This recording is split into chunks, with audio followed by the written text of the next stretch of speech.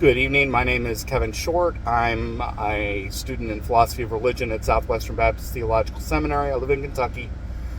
And I've made a couple of videos about the election, largely aimed at Harris voters, in part to kind of alleviate some fears, in part to try and correct what I think are some misrepresentations and misunderstandings in the media of Trump voters. I'm not so concerned whether you like Trump or not. I made a video where I explain why I voted for Trump, even though I'm not particularly a fan. I considered him the lesser of two evils. But I at least wanted to correct this idea and notion that people who were Trump voters were misogynists, racists, etc., etc. Because I'm not seeing that. But as I'm watching additional coverage, I have a few additional concerns and thoughts. So I figured I would pass them along. If you're interested, that's fine. If you're not, that's okay.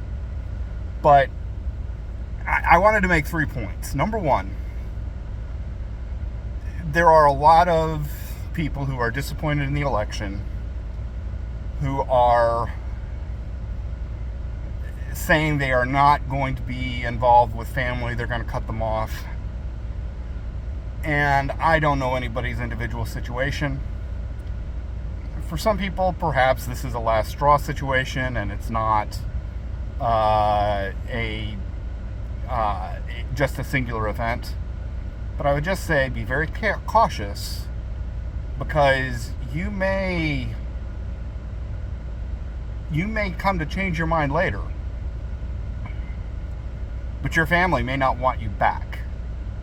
Be very cautious about taking that step unless you're prepared for that step to be permanent. They may say, hey, if this is the way somebody reacts to an election, they're really toxic and I don't want them around my kids, or I don't want them around me. And you may have parents who pass away who don't want you at service, or don't want you to come by their deathbed because they just don't want the problems or the tensions. Maybe it's a move that you will consider worth it. Just please be careful, because the last thing you want to do is to find yourself in this cold, ugly world without any family to support you. And some people say, yes, but there is a family you're born to and the family you choose. But I've noticed over the years, the family you choose is never quite the same, and they can never do the same things for you. Second, as I'm continuing to see a lot of discord and hysteria, I've already made a case for why I voted for Trump, even though I'm frankly more of a Reaganite than a Trumpist. Specifically, I felt the claims of fascism were false, and there's probably greater danger in a continuation of the types of policies Obama, Harris, and Biden have been involved with when it comes to our democratic institutions. But I wanted to add a couple of points here. One of them is a little technical, and it's the issue of facts and interpretation. I keep hearing people say, well, Republicans are putting forward false facts.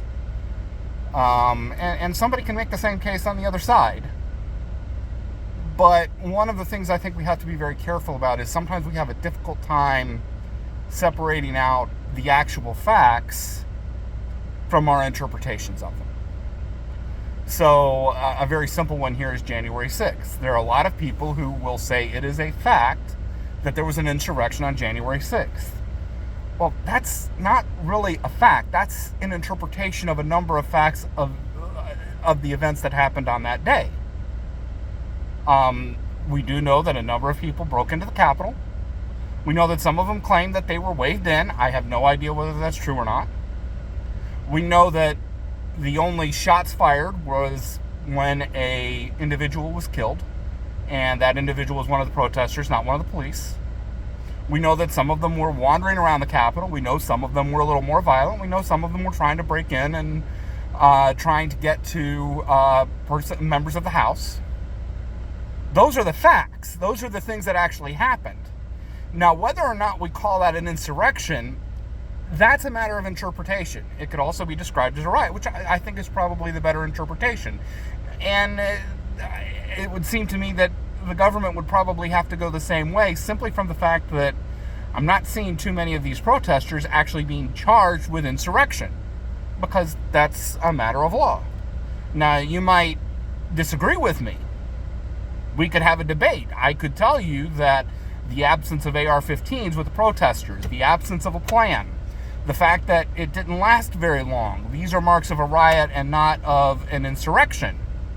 And you could disagree with me, and we could have a point-counterpoint argument. But you see, once we do this, we're acknowledging that the issue is how do we interpret the events, not what are the facts.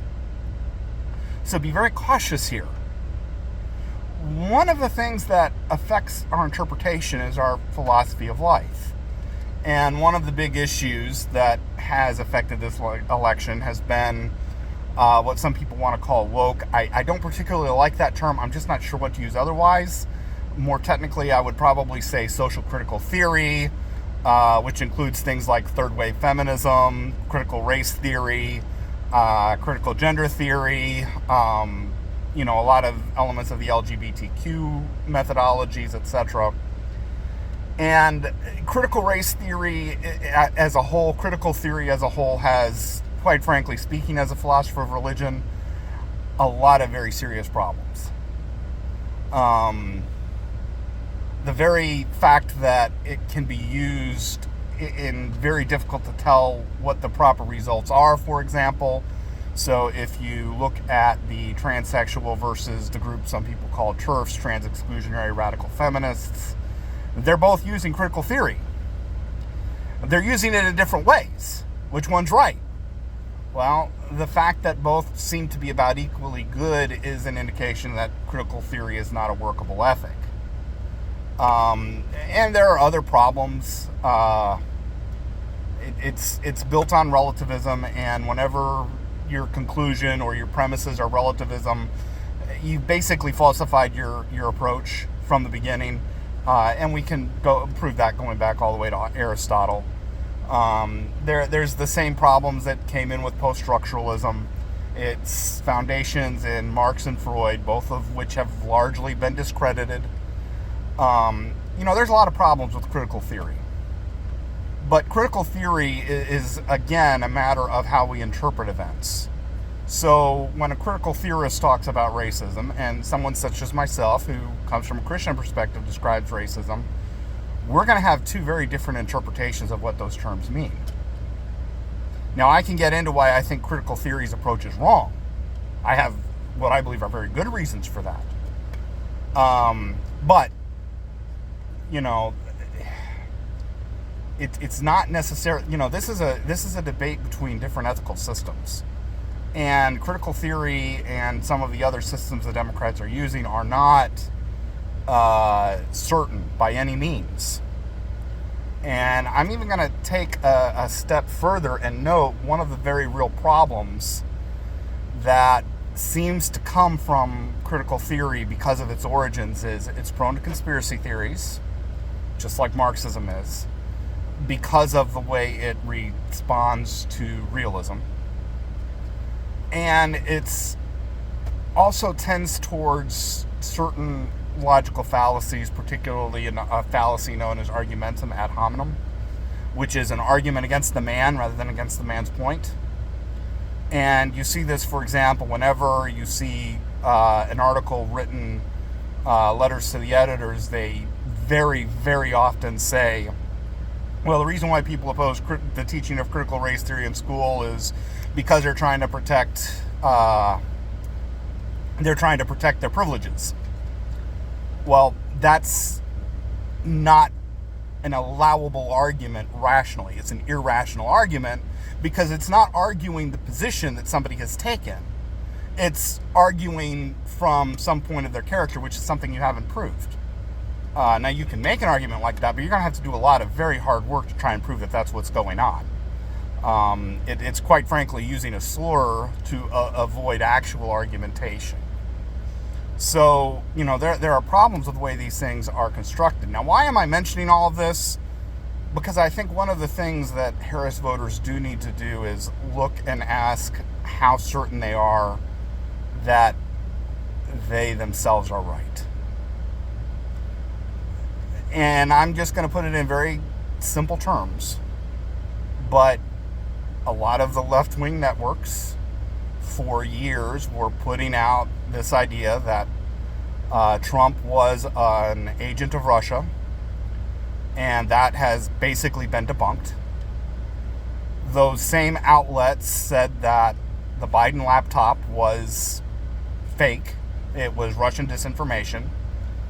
That turned out to be fake news. They made the claim that Trump lied when he said that Trump voters and Trump voters' houses were being bypassed by FEMA in Florida. It turned out that Trump was telling the truth. There are some points where the fact checkers and others have noted that Harris lied. For example, when she claimed that Trump said the Nazis were very fine people, that is a known and blatant lie, and she knew it, quite frankly, when she said it. And I think you need to ask yourself, considering how many problems that the left-wing media has, perhaps there's other things that they have lied to you about. Now, I'm not going to make a case that you should, just tune into Fox News. Quite frankly, Fox has some of the same problems.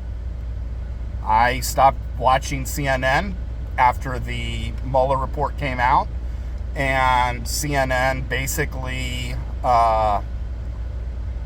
didn't take the type of corrective mistakes and doubled down on the Russia collusion hoax rather than saying, hey, yeah, we got this story wrong. These are the types of changes we're going to make in our approach. I used to watch both Fox and CNN. I stopped watching CNN at that point. And I watched both Fox and CNN because I wanted to get both sides. I then stopped watching Fox when they started passing on all of the QAnon stories about the election being stolen. So I'm not saying that you should watch Fox News. I'm saying perhaps some of the facts that you believe to be true may not be. And maybe you're letting your emotions cloud your judgment. And whether that is true or not, perhaps you should be a little easier on people who may disagree with you. We have created so many echo chambers that people no longer interact with the other side's arguments. Usually they react to what are known as straw men, which are kind of fake versions of the other side's arguments. The only way you understand the other side's arguments is to listen to the other side, and most people don't want to do that. I could go on, I won't, but I hope this will encourage you to judge your fellow countrymen less harshly. I hope it will convince you that not every Trump voter is out to destroy your life. And generally, I hope that you will consider trying to take the temperature down. Thank you.